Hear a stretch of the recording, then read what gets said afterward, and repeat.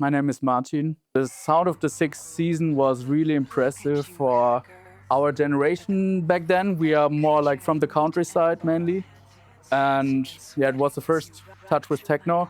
And we were celebrating like house parties, like these basic house parties, but always with the sound of the sixth season running. First influential tracks for me, I don't know, from Extra Weltkrieg or Trescher back then. The early Cocoon Club sound was my first big influence, and still it is a big influence for me today. The way they arranged the tracks back then, I still find it very impressive, and back then it was very overwhelming for me. Yeah. Back then, Julian and I were buying my first record players. There were like 2 reloops we bought here somewhere in Offenbach, but we still lived on the countryside, and I played like the first records like from Moby or Madonna, anything I got in my hands that had a beat that I could mix, kind of. Where I did my driver lessons with 18 years. The owner was a huge DJ back then in the 90s, like with all the Sven Feth records, but more like this early stuff, I would say. He gave me some records to mix, and so I started. We have many other artists starting in that time. Patrick Klein, we started to combine each other, and we had another friend in Königstein. His name is Andreas Schöneberger. He has nothing to do with techno anymore, but he was a huge teacher for us how we mix, like the technique behind mixing. Because at the beginning I started to just mix pads, you know. I checked the tracks, where is the pad, where's the beat off, and I just mixed this. And I was in the house parties and played my records, and it was like, oh, he's just so tight with mixing, but it was just pad on pad. And when he saw that first time, he was really taking me straight to the mixer, to the turntables, and he taught me how to mix and how the technique really works. And he was a hard teacher, but he was a tough teacher too. So we really learned how to mix correctly. And I would say technically he was one of the best teachers I ever heard. Also, he didn't play that much in a club, but he was always on point with mixing. Like his biggest influence was Sven Feth, like it was for us back then too. And yeah, he mixed a bit like him, what was really cool. And we learned from him. Our first club, it was called Gambrinus. It was more like a local club for students and stuff. And 2007 we started our first party. I just saw a flyer some months ago where it was from 2007, so nearly 20 years. It goes up to 20 years soon. We had our first parties like there. We had the second floor, and then we moved to the main floor, and I was like to my friend, oh man, they gave us the main floor. We did it. It was like this, you know, it was crazy. But it was a local club for 200 people. We got to know people like Benjamin Stager, who did also parties in that venue, and we combined forces at the end. It was the beginning of the second floor of Tanzhaus West, Dora Brillant, and we were there from the beginning, kind of. We made very cool parties there for a whole generation in Frankfurt. It was a big crowd always. Many friendship connections combined there, so it was always a big rave. And then we got the first time Radu, Raresh, 2010, 2012. From this, everything expanded. Then I got to know like Bodin and Jacob. I know Bodin from a record I did back then with Julian Bracht. It was like a big summer hit when I was 18, 19. He was mainly playing more commercial house and techno. And he wrote me in Facebook back then, oh man, I really like this record, and we just connected. Then I said, okay, hang out with us. We chill in the studio, listen to music, records, and so on. And then I know I played my first radio show on a huge radio broadcaster here in Frankfurt. One of his first big records back then, after he played more commercial stuff to get in this more special sound. It was TROI Aliens Don't Boogie. Back then it was like a huge ID kind of, you know, a huge record. It's still a huge record, but it was back then it was more rare kind of. He gave it to me and I played it in the radio show, and since then we got connected kind of. They did sound, many tracks, and I did tracks with Jacob, The Edge of Infinity, like the Forest Traffic. That was a bit like a breakthrough with their second, with the Action EP. Yeah, and both tracks combined generated some influence on the Europe music scene, I would say. Yeah. With Julian Bracht, who was back then an artist for Cocoon Records. It's like the right time to combine forces, combine musical forces. I'm still very close, and I was still very close with Bodin and Jacob. We created a kind of own aesthetic of sound, and our sound was always oriented at the style we were digging. When we're digging like garage house, we wanted to produce garage house. We always try to catch the aesthetic of the way we dig and play records. There was a time, like 2 years, we just played breakbeat or garage. It's because we wanted to, and at this time we also wanted to produce like this. At the beginning, the second tracking, also the fourth one from Jacob and me, you still hear Jacob's Romanian influences. He was always very close to the Romanian sound. He always celebrated the most from us. So he was the connection to the Romanian sound, more minimal sound. And you still hear it there. Bodin and me was in this time really focused on breakbeats and garage, so you hear it like in the following records. So every step we do in the studio was based on the aesthetic and the records we hear and we shared. There was a time when we don't have much money, we just had records and the music, we hang out, we three smoking cigarettes, doing sound. Bodin was digging records on the couch. I was running Ableton with Jacob in my room. I had like a one-room apartment. Just 1 year with €2 bolognese noodles and cigarettes and sound, and that's all. But this was a connection that bring us on such an intense level. So many hours here in this room, especially. So many hours at Robert Johnson, also as guests to celebrate like Apia, Ricardo. When I play with Bodin, we don't need to talk about anything. We just play because we have the same idea of a big rave, of energy, and of how a track should sound and how a track should arrange, that it fits in our aesthetic. We're running after parties that were called Not on Earth. And the main protagonists were there like Nico, Onur, also Bin was playing also on one, I think. But it was also like an after party vibe, after a big Robert Johnson night. Perhaps like Ricardo was playing and we made an after party with Nico, And there was a location, 2015, it was called Hafenstraße, and it was under the Post building in Frankfurt. There was a huge room where in the past there were a machine that selected the letters and tell the letter 1, he has to go this way, and the letter has to go this way. This machine was huge, and when it was moved out of the room, it was a huge rave room. And we had a friend who was running these parties, this Hafenstraße location, and he was a lawyer in general. So every time the police came, it doesn't matter which location we were in, he were like going up and tell them something about the law, and they had to move away. So this was the system how it runs. You had to go in the parking lot and you had to go all down the levels, and then there was like a huge dark entry, and this was the Hafenstraße. And it was a huge sound system, was a bit like in the Blade movie, this rave, this famous movie scene with the rave and Blade. It was kind of a bit like this from the vibe. Really rough, really true, Nico and Onur were playing there after Robert Johnson for us as an after party. And it was such a huge energy. It was incredible. I don't know how many people there were. When I don't know if I remember it right, but many hundreds are fitting over the night. Over the day in this case. And I think Onur and Nico, they were playing, 15, 16, 70 hours. Promoters from Paris called the guests there who booked them for the next night and ask where is Onur, where is Nico? And they were like, okay, we stay here. We cancel the gigs. And they keep playing. And after hours, the club owner or the guy the lawyer, who's organizing all this stuff, were coming to us and said, okay, I have the third team running the bar. I don't have any people left. When they go home, we don't have any stuff left. So we said, okay, then fuck it. We stop it. So it was already Sunday noon. I don't know. I was coming out there. I forgot the time because this was the biggest night I ever experienced in my life. Musically, it was the most influential night, I would say, for anyone who was there. When we talk about with others, it doesn't matter where we are in Europe. There are many, many people who were there from Paris, from Barcelona, from London. It was a big come together, but it was not planned. It was Ricardo was playing, many were there, and there at the end they were all down there in this huge basement. Yeah, it was not, basement is too underrated. It was like a hall under the earth, you know. Yeah, it's funny because there are many couples who find themselves there and they're still together today. And always when I see them, it's like, oh, we find each other at the Hafenstraße back then.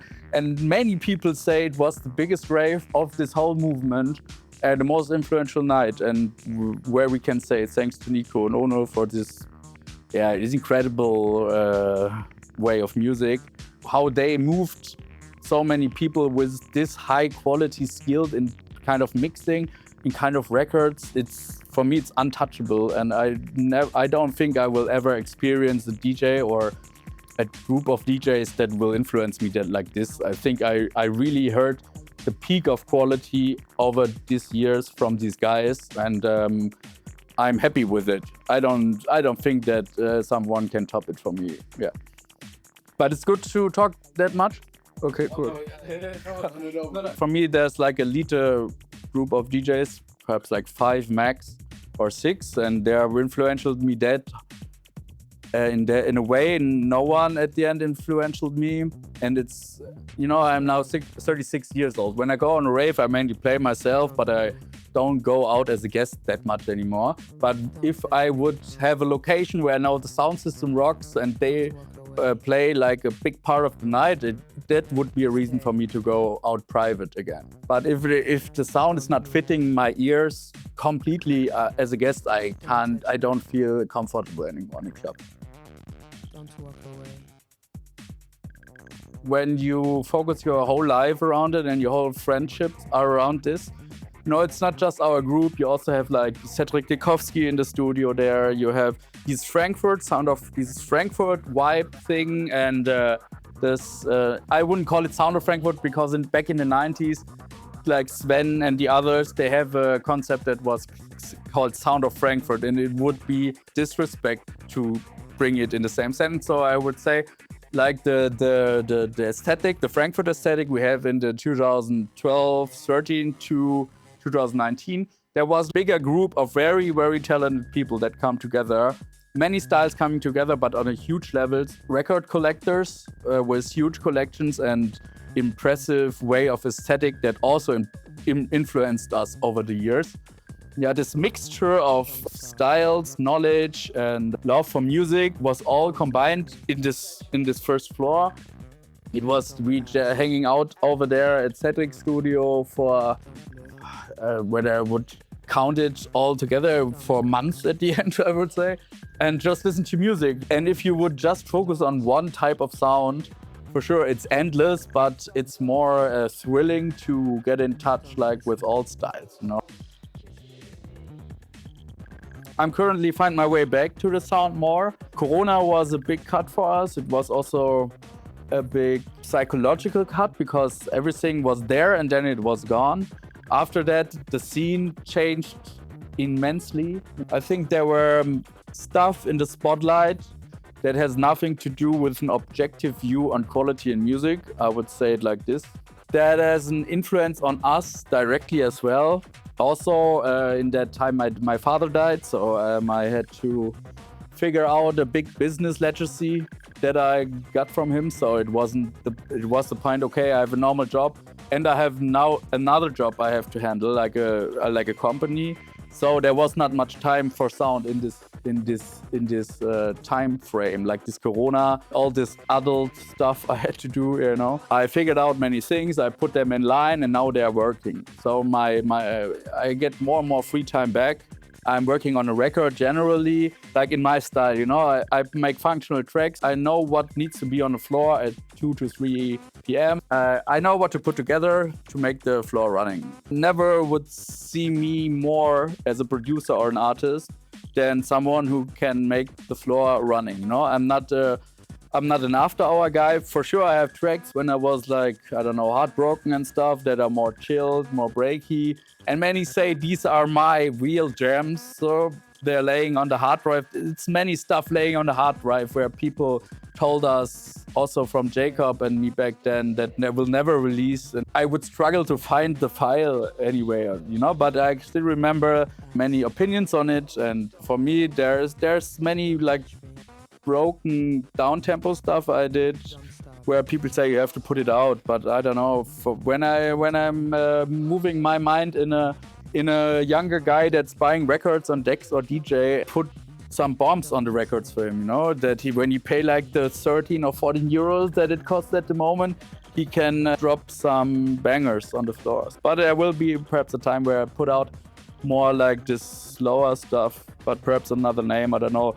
The thing is, the current state of music, I'm not sure where my ways of distribution in music's going in this time. Price of records, they're so high. If it stays in this state or price state and production-wise, how complicated it is and all the costs around, I'm a bit curious if the next generation would just keep this vinyl thing up because of this vinyl thing. At the end, it don't make sense anymore if it's that pricey. And I can understand every generation or every new artist that starts that there's no sense to buy records anymore. Discogs digger, no one starts like this. Everybody starts at Dex or DJ, it feels like, for me, I hope that there will be always a part of the upcoming generations that keep the spirit up, because I think it's really important. It's the medium that shaped this scene and not the WAV or MP3. If you put it on a vinyl, there are many discussions about the quality of the track, many thoughts about this. Every artist or everyone involved thinks about, is this the track that should take the limited place on this record? There are many controls of quality beneath the production of the track and the pressing of the record. If I just put it on Bandcamp, I'm not a technician, but from what I heard, you can mainly use presets, and they just put it through and then put it on Bandcamp. That's the way it will go mainly then, because if you don't put it on a record, why you should spend so much money on mastering and stuff? We always try to focus on quality, like who's cutting the record, who's the mastering engineer, does he know our tracks, does he know how we feel, does he know how we want to sound at the end. And we have a mastering engineer we work for since Traffic 01. He just know how we want to sound in the club, it's like a big base of trust.